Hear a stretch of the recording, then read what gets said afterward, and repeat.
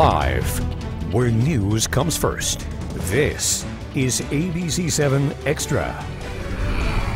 It's the first day of March 2015, and welcome to ABC-7 Xtra. Thank you so much for joining us. I'm Rick Cabrera. For the next half hour, we're talking with YISD Superintendent Dr. Xavier De La Torre about the Sharing the Vision plan and what's been dubbed the Renaissance of YISD ISD. But that vision and renaissance come with a price tag of nearly $452 million.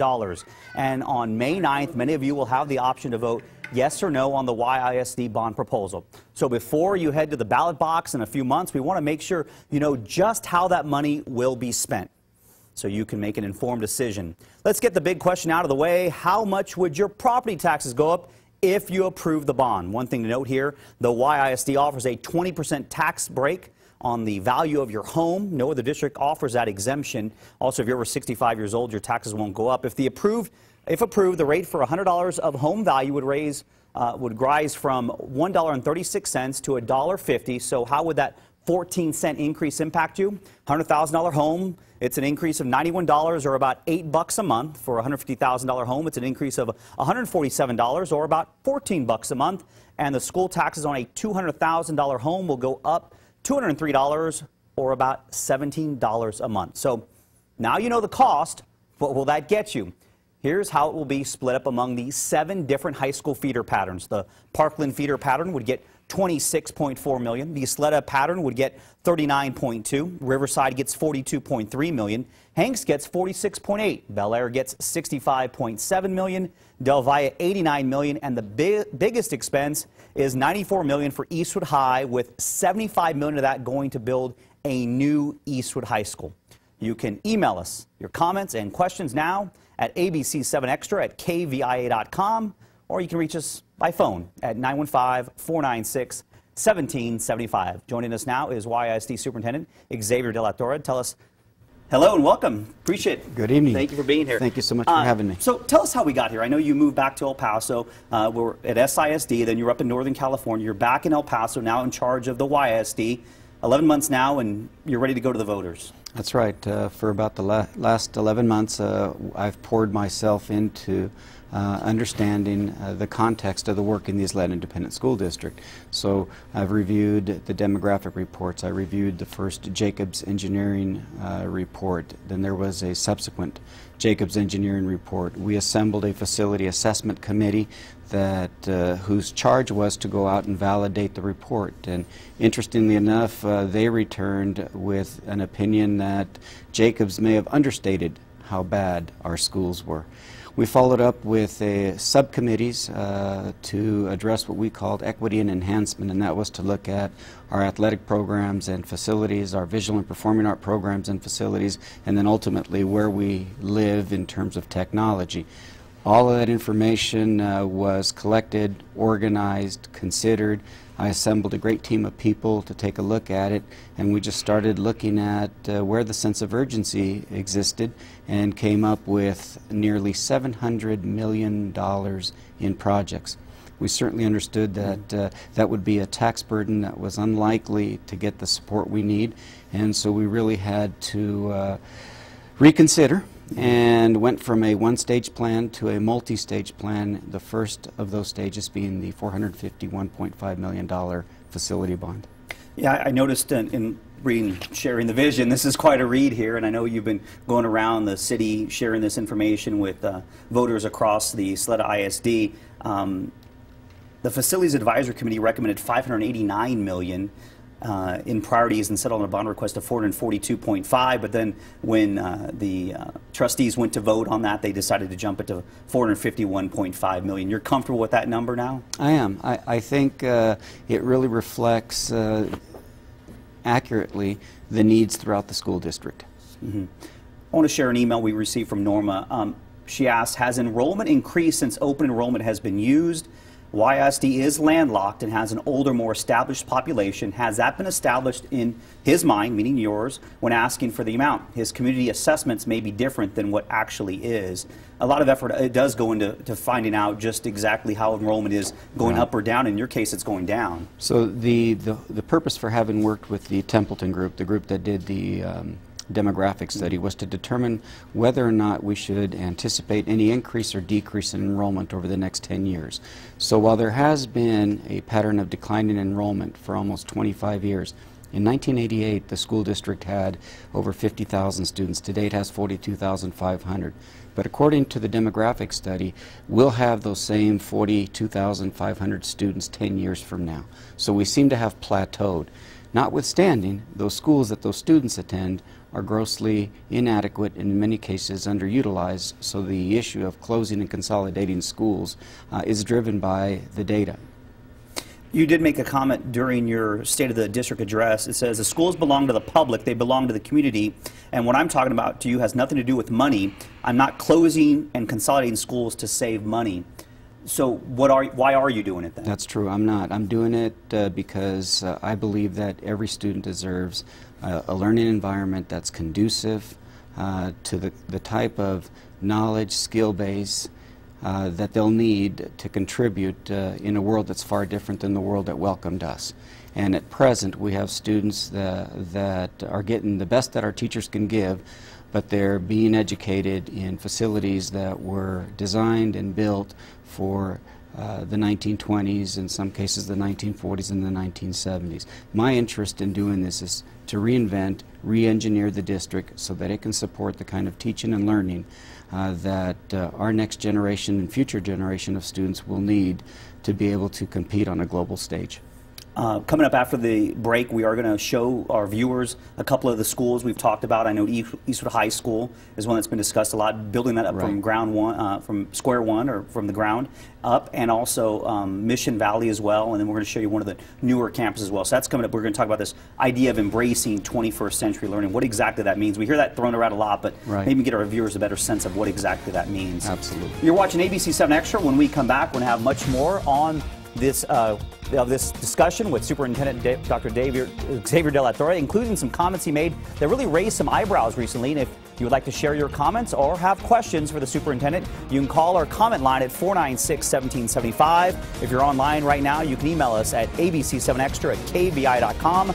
This is ABC7 Extra, where news comes first. Welcome back to ABC7 Extra. I'm Rick Cabrera. Once again, tonight's topic is the Ysleta School District bond. Election day is set for May 9th. The district is asking voters to sign off on a nearly $452 million bond. Since the announcement of the bond, our guest, YISD Superintendent Dr. Xavier De La Torre, has been making the rounds, selling his plan to staff and schools throughout the YISD.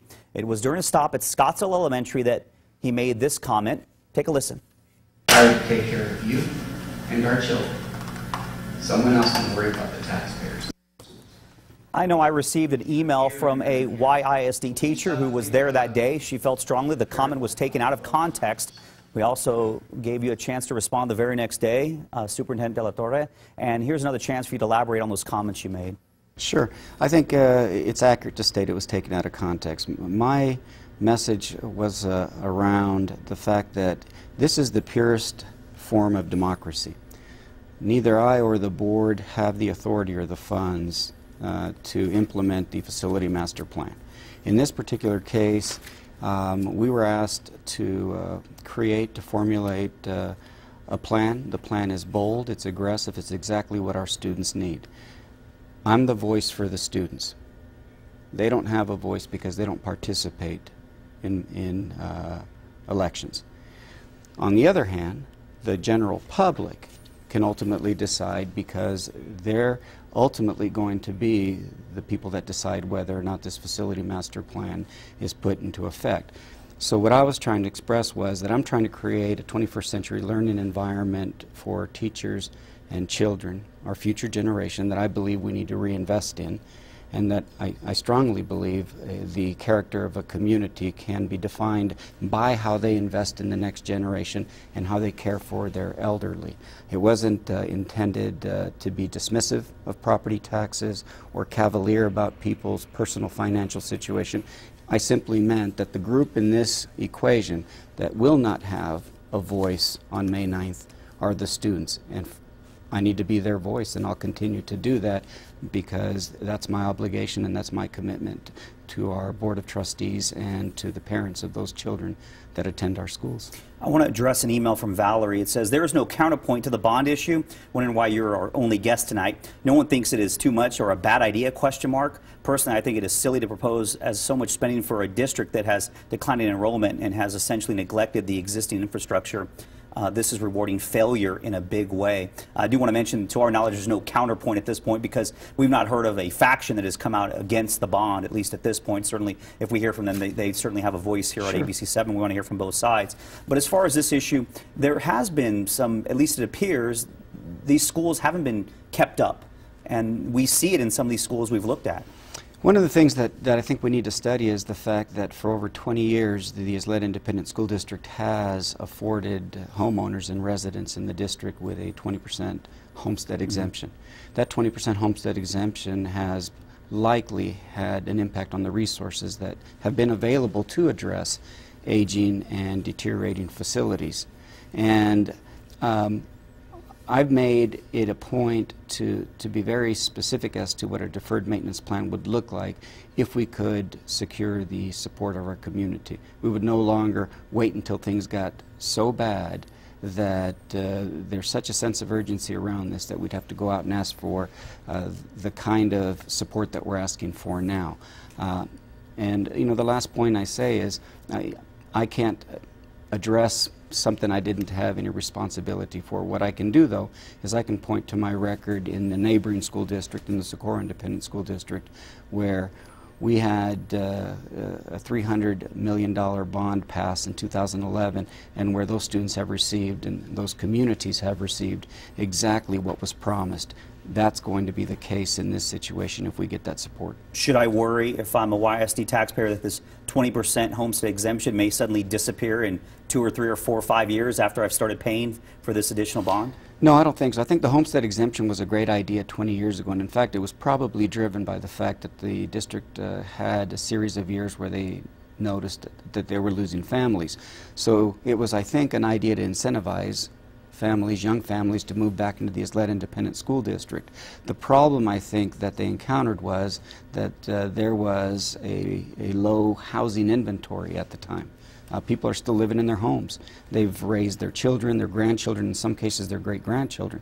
Today, we currently still get 4,000 students from districts other than the Ysleta Independent School District. So this 20% incentive cannot be made up with a few pennies on a property tax rate.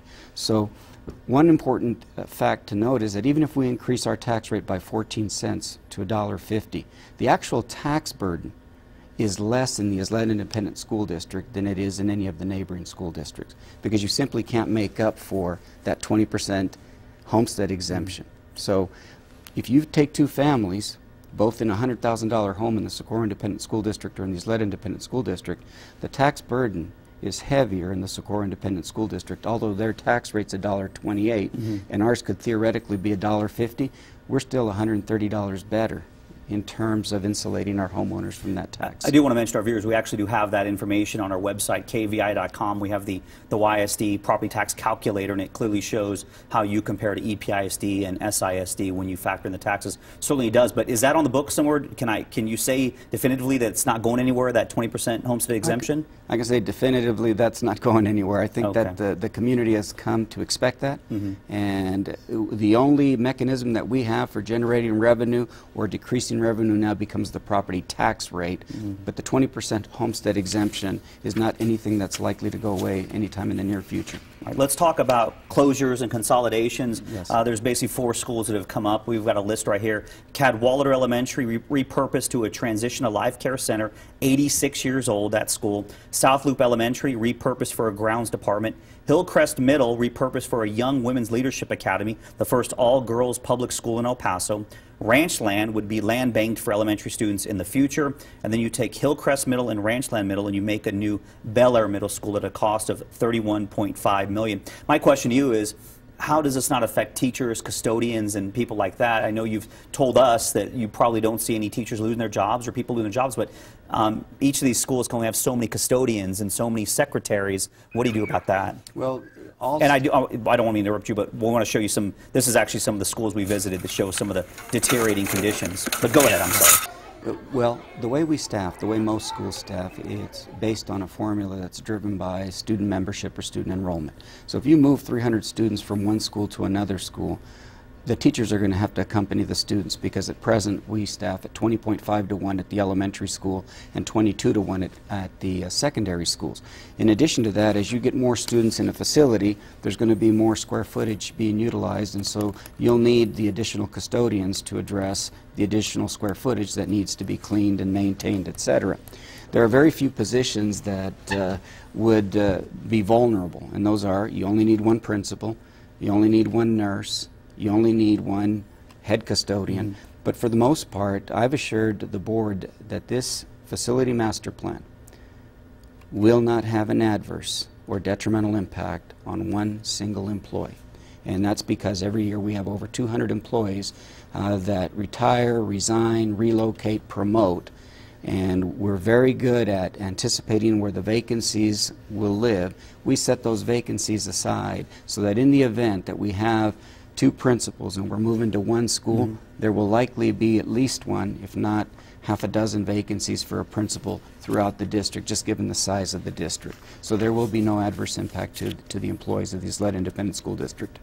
We showed Mission Valley. That was Mission Valley Elementary. Let's show Eastwood High School. That's one that would be rebuilt, and literally, I guess you would do it in phases because students would still attend there. But we went to Eastwood and we saw some rough conditions in some of the parts. You see some deteriorating over infrastructure as far as buildings and walls and things like that. You can see some of that decay. And then we also went to go visit Del Valle Elementary, and again, we've talked a lot about this. I want to make sure I get the wording right. 21st century learning environment, new technology, contemporary environments and classrooms, and we see that here at Del Valle Elementary School. Talk a little about what this idea of learning, 21st century learning, is all about. So what the 21st century learning environment is designed to do is to support the kind of activities, the kind of learning that emulates what's likely to happen in the workforce in the 21st century. Classrooms are a little larger. It promotes project-based learning, problem-based learning. It tends to have 24/7 access to the internet and to programs and applications that we have available for students to learn. And our belief is that a student's learning and a teacher's ability to reach a student or teach a student shouldn't end at the end of the school day, that with the kind of emerging technologies that we have access to, if we had the facilities that could accommodate that, teachers and students could continue to interact and engage beyond the school day. Video streaming lessons that perhaps a child didn't quite grasp during the day can still be accessed via the internet. So theoretically, we'd like to create a radius around each one of our schools where a child or a student who may not have access to the internet at the home because of maybe an economically recessed reality could just get in and around the school and still be able to access the internet, these programs, these applications, and maybe even communicate with the teacher if they have questions to continue and promote that learning 24 hours a day, 7 days a week. My children, I know it's already learned, we email and text the teachers all the time now, That's something right. we didn't know when I was growing up. I know that's for sure. That's right. It's a lot easier to get in touch and ask questions if you don't understand the homework of your student. I want to quickly, a couple questions here. When raising property taxes, is this going to be a fixed rate for a certain amount of years? And that is the case, right, with the bond? So when you raise the property tax rate, it doesn't all happen at once. It happens incrementally over time depending on your schedule for the sale of the bonds.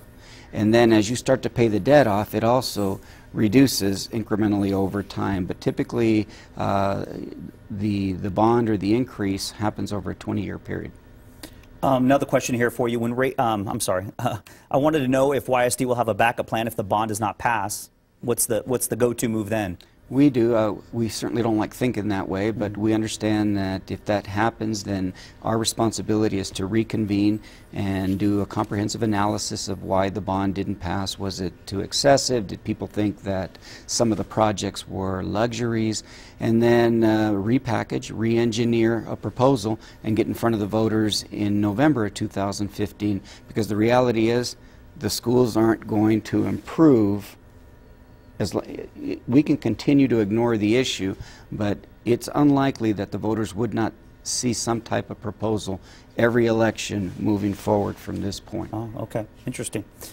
Want to take a phone call from Augustine in Central El Paso. Augustine, you're on the air.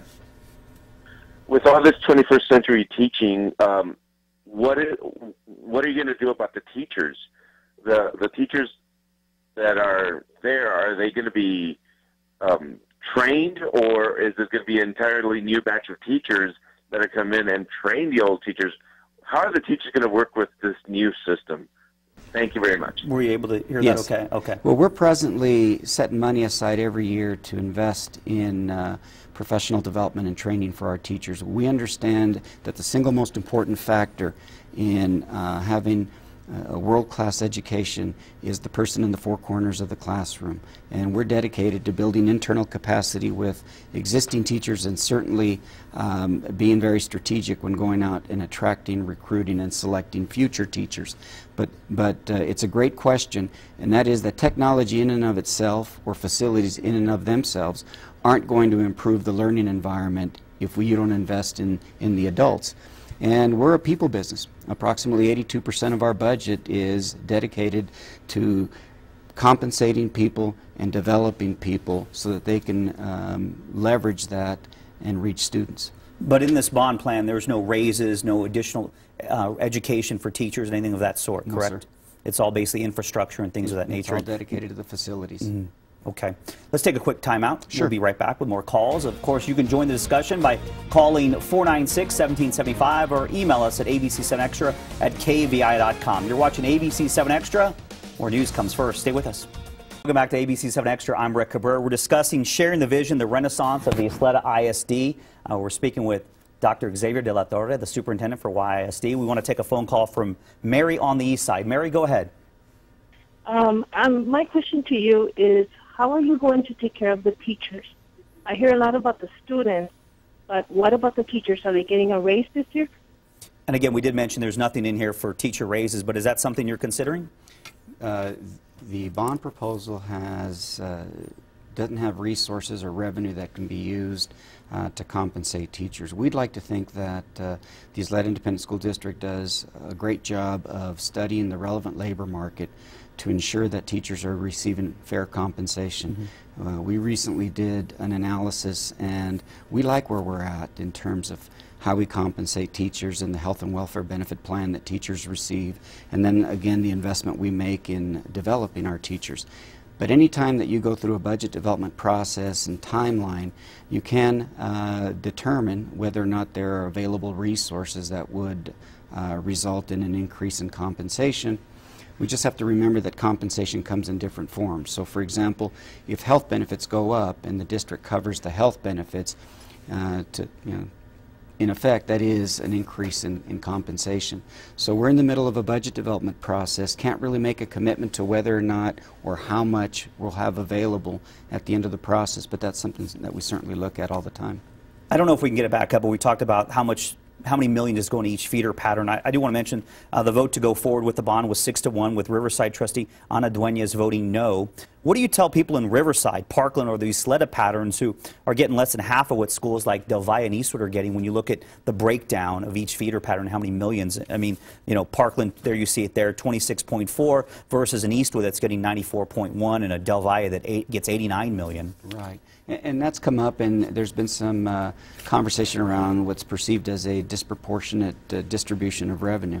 The first thing I always remind people is that the investment is driven by need. It's driven by a neutral third party that did a very comprehensive analysis of the facilities and created a priority list, if you will, where the sense of urgency lives. That's the first thing. The second thing is, you can take a feeder pattern or a learning community like the Eastwood Learning Community, and if you subtract the $75 million that are exclusively dedicated to building a brand new comprehensive high school, you'll find that the rest of the Eastwood Learning Community received about $19 million, or actually the lowest investment of all the learning communities. So I think that the investment is artificially being increased by those feeder patterns where we've decided to have new construction. In terms of the investment in schools across the district for renovation and remodeling, I think it's pretty comparable. But any time that you insert a $75 million high school into a learning community, it's going to increase that aggregate amount and make it look excessive. But $75 million of the $94 million is just Eastwood High School. How are you going to do it? How do you continue to have students go to Eastwood High School while you rebuild the school from the ground up? Well, we're fortunate in that Eastwood Middle School has the capacity to keep our 8th graders there for an additional year. So the 9th graders would remain at Eastwood Middle School, thereby creating capacity at Eastwood High School. And then we'd section off an area of classrooms. We would clear it and then build on it a 4-story facility that would then provide adequate classrooms for the remaining 3 grade levels while we move down the road. But it will be, logistically, it will be a challenge. It's something that hasn't been attempted in too many places. But I like the idea of doing something remarkable and extraordinary, and I think based on that comprehensive analysis, that school certainly needs and merits consideration for new construction. I have an email here from Roel, and he says, I can't even see how much $64 million could be spent at Bel Air High School. I think he needs to address how each dollar is spent because the numbers don't add up. Most of the upgrades in the class is received also from state grants, especially for science and technology. So I guess the point he's making, I don't see where $64 million can be spent at the Bel Air feeder pattern, but also saying that sometimes access to technology comes from state and federal grants as well. Well, some of this bond money is actually matching money from the state. The 14-cent increase is our contribution, but the state has programs and funds that give us a matching figure for whatever we can generate locally. So that's true. And given the cost of construction and given the cost of technology today, it didn't take too much to generate $64 million.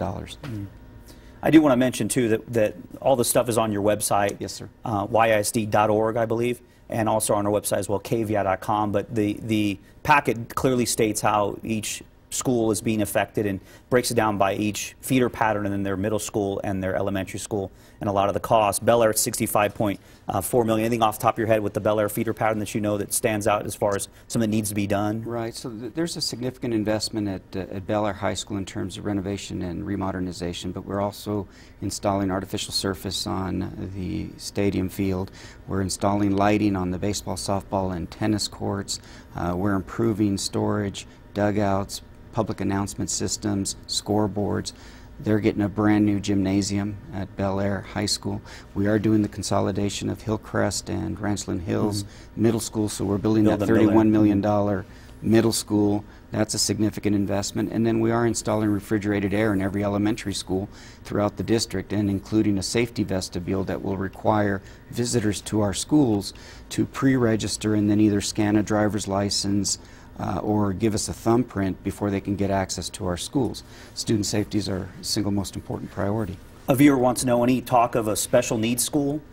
No, but we are making significant improvements to all of the schools that have programs that support our students with special needs, sensory rooms, expanded classrooms for some of the special equipment that our medically fragile students use.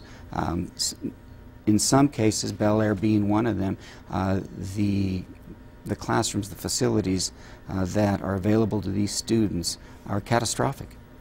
We can't continue to allow children to learn in those environments. Mission Valley is another example of a school that has outlived any useful purpose for educating students. Dr. De La Torre, thank you so much for being with us. Thank you for having me. Appreciate it. Yeah, my pleasure. Anytime. Again, $452 million, almost, just under. And again, you'll have the chance to vote for that on May the 9th. Thank you so much for joining us for ABC-7 Extra. Don't forget, we've got that YISD property calculator on KVIA.com, as well as lots of great information as well. Again, thank you for your time. Thank you so much for staying up late with us. Have a great night.